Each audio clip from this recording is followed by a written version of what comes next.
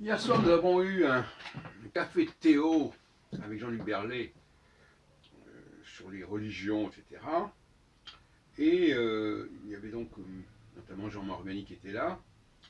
Alors finalement, il y a eu un échange assez brusque entre moi et ce monsieur à propos du monothéisme. L'idée que Dieu, le Dieu d'Israël, n'aurait rien à voir. D'abord, ne communiquerait pas avec les hommes, ou que les hommes ne se communiqueraient pas avec lui, euh, et tout ça est extrêmement confus. Alors, il est vrai que tel que le judaïsme nous est parvenu, parce que peut y avoir eu entre-temps beaucoup de modifications et d'étapes, il est vrai que les juifs n'invoquent pas des états intermédiaires, ils n'ont pas le culte des saints comme les catholiques, et ils n'invoquent pas non plus un Jésus ou une entité comme ça qui serait fils de Dieu, etc. En revanche, Dieu, lui, s'adresse aux hommes par le biais de ces intermédiaires-là. Il s'adresse aux hommes par le biais de Moïse, mais aussi par le biais des prophètes. Alors, il est possible que certaines choses ont pu être gommées ou estompées. Par exemple, on ne dit pas que Moïse est le fils de Dieu, comme on le dit pour Jésus. Mais quand Dieu s'adresse à Ézéchiel, si on en croit évidemment la littérature en question, il l'appelle fils de l'homme, Ben Adam, ce qui signifie, enfin, ce qui est une expression qu'emploiera également Jésus. Donc, à mon avis, le christianisme, et d'ailleurs c'est un peu la thèse de Daniel Boyarin que j'avais signalé l'autre jour, dans le Christ juif, le christianisme, nous, au fond, nous restitue un processus théologique qui devait être également celui du judaïsme. Mais comme dans bien des cas, c'est souvent certaines vérités anciennes ressortent plus tard, tardivement. Et pas parce qu'elles sont tardives qu'elles ne sont pas anciennes. Voilà. Je montrais par exemple pour Nostradamus, les éditions soi-disant tardives parfois sont beaucoup plus anciennes au niveau de leur contenu que des éditions qui leur seraient antérieures. Bon, il faut faire attention à tout ça. Alors je voudrais revenir sur un personnage qui n'est pas bien cerné souvent, c'est le personnage du fils d'Abraham. Alors, on a déjà signalé, bien sûr, qu'il y avait des similitudes entre la naissance d'Isaac ou d'Ismaël, d'ailleurs, un autre sujet que j'ai déjà abordé par ailleurs, et celle de Jésus, similitudes qui ne sont pas totales, mais qui sont suffisamment flagrantes pour qu'on puisse penser qu'on est en face d'un même scénario, c'est-à-dire une naissance plus ou moins miraculeuse. Alors, dans un cas, c'est une naissance à partir d'une vierge, dans l'autre cas, à partir d'une femme trop âgée pour avoir des enfants. Ce qui est à peu près la même chose, au fond, quelque part. Et dans les deux cas, il y a une sorte de miracle. Et cet Isaac, pour l'appeler comme ça, et moi personnellement je préfère l'appeler Ismaël, qui est un nom un peu plus glorieux que Isaac. Isaac, ça veut dire il a Hari, son père Hari. Pas terrible comme nom. Ismaël, ça veut dire Dieu l'a écouté ou il a écouté Dieu, c'est quand même un peu plus intéressant. Bon, bref. Cet Isaac, qui d'ailleurs, comme vous le savez, a quasiment été sacrifié par son père, tout comme Jésus le sera aussi sacrifié au sens de donner, donner. Et Abraham, pour moi, c'est un peu le Joseph de Jésus. C'est-à-dire il n'est pas un personnage important, Abraham. Le véritable personnage, comparable à Moïse et à Jésus, c'est Isaac, Yitzhak, ou si on préfère Ismaël. Donc, parmi les trois personnages que sont Abraham, Isaac et Jacob, Jacob Israël, au fond, le personnage principal serait finalement Isaac Ismaël. Car c'est lui qui a la naissance particulière, c'est pas les autres. Abraham n'a rien de n'est pas né dans une condition particulière, ni son petit-fils Jacob, même s'il est né, non, même s'il y a une gémellité, il est né, il y a un frère jumeau, enfin, c'est pas ça qui fait une naissance miraculeuse. Donc, il y a des choses qui ont disparu, qui ont été gommées, qui ont été estompées, qui ont été même évacuées. Ce que je veux dire par là, c'est que, comme dans le domaine de la politique, au fond,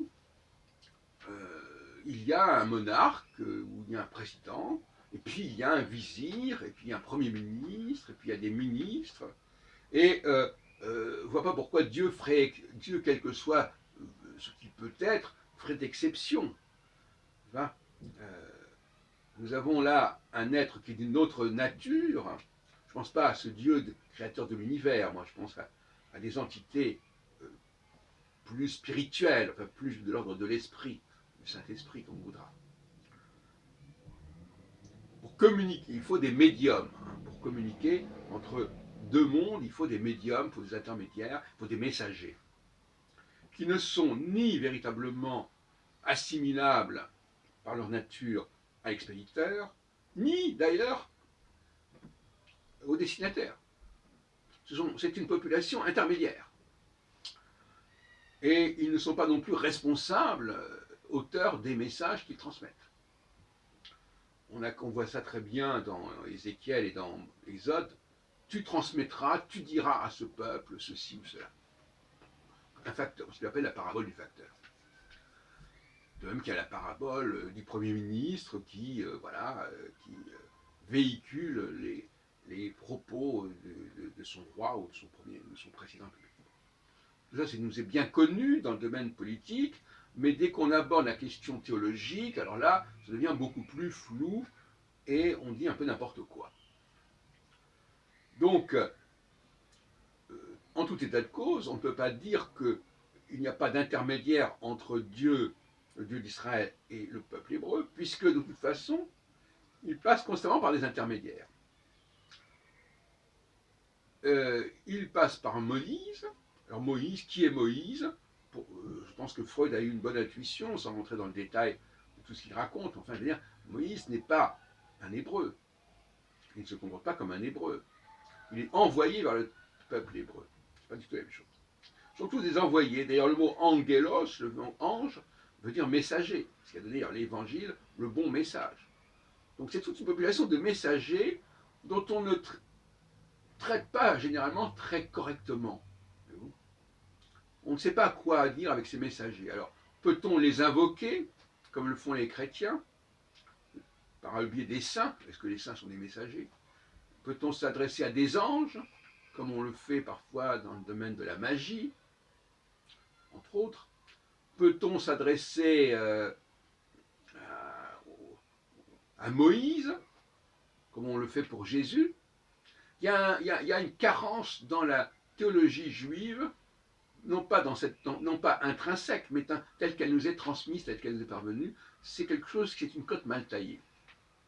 Et donc, oui, Jésus peut être fils de Dieu.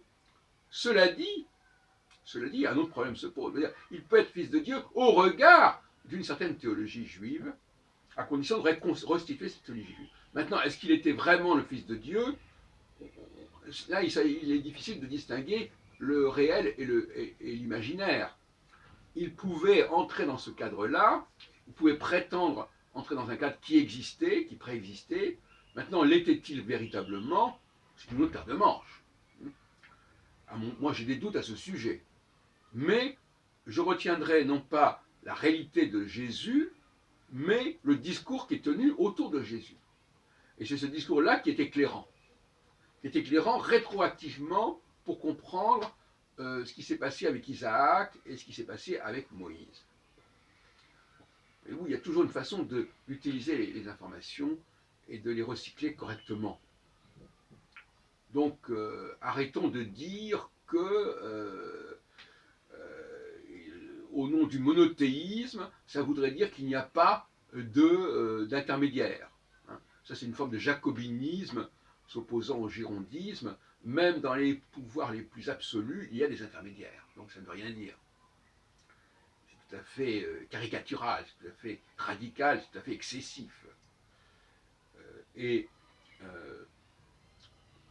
je ne sais pas s'il faut réformer la liturgie sur ce plan-là, mais en tout état de cause, même s'il faut continuer à s'adresser à Dieu, il faut bien entendu restituer aux intermédiaires leur véritable importance.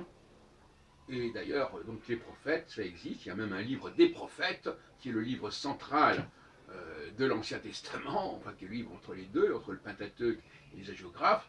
Donc ne disons pas qu'il n'y a pas d'intermédiaire. Maintenant, certains vont dire, ah oui, mais ces prophètes, Moïse, Isaac, etc., ce sont des hommes comme les autres. C'est ça le débat. C'est de savoir s'il y a des entités qui sont intermédiaires entre un Dieu tout-puissant et omniscient et omnipotent et les hommes. Pour les chrétiens, c'est évident qu'il y a cet intermédiaire qui est Jésus. Pour les juifs, ça pose problème. Les prophètes, oui, on sait qu'ils sont là, les prophètes, mais qui sont les prophètes?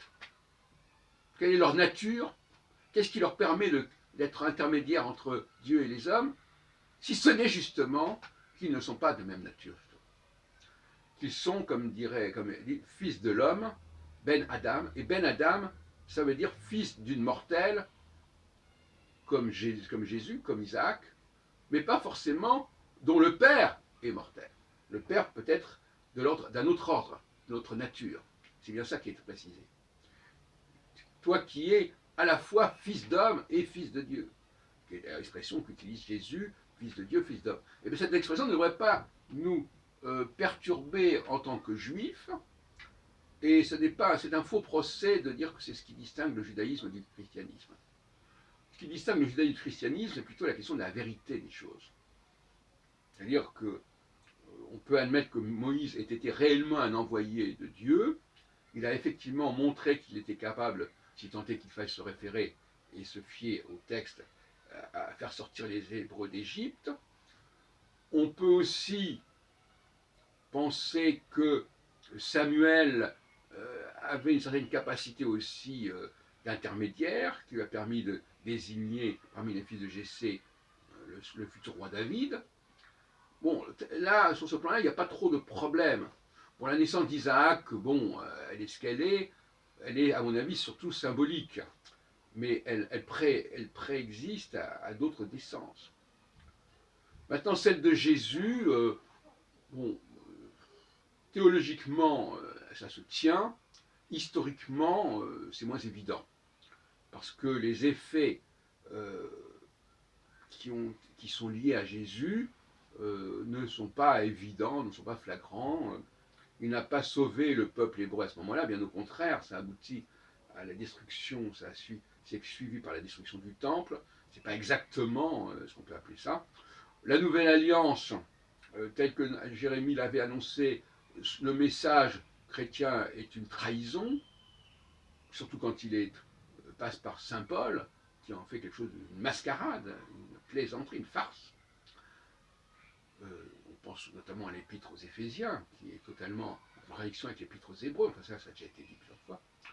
Donc globalement, restons sur le plan théologique, n'entrons pas sur le plan historique, et je dis que oui, les Hébreux ont un sens, devaient savoir qu'il y avait des êtres intermédiaires par lesquels Dieu passait, et la preuve en est d'ailleurs, je terminerai là-dessus, qu'au Sinaï, Dieu dit que le peuple n'approche pas.